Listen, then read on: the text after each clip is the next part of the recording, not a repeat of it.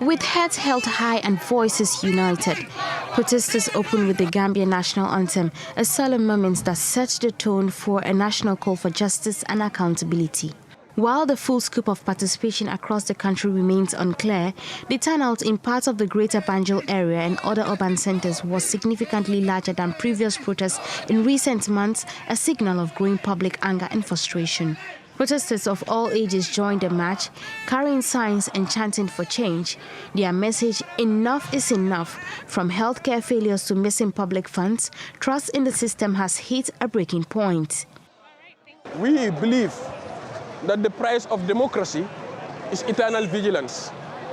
We cannot elect a government, sit back, look at audit reports happening, and a whole sitting president will come back to us telling us that audit reports are mere opinions. We cannot be living by that, and we refuse to be governed in such a way. Fueling the protests are years of unresolved scandals. The 2022 acute kidney injury crisis that killed over 80 children due to contaminated cough syrup.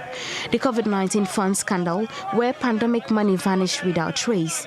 Allegations of corruptions in football administrations. A controversial oil deal with Russia that raised red flags. And the Gambia Port Authority scandal involving the disappearance of over $3 million. To many, these are not isolated cases.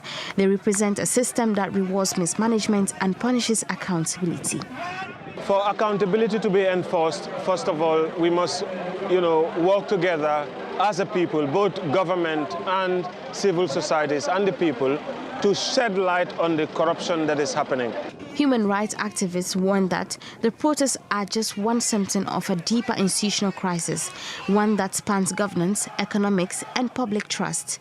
Corruption is widespread in the Gambia, and you can find it in every sector, health, education, and so on, and all sorts of institutions involved, all sorts of individuals in the public sector, but of course in connivance with private individuals or private businesses.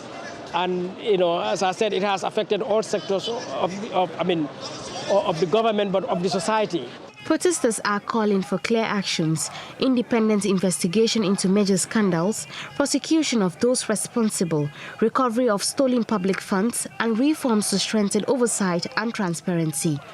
Organizers say this is only the beginning, and that continued silence from the authorities could lead to more public actions in the weeks ahead.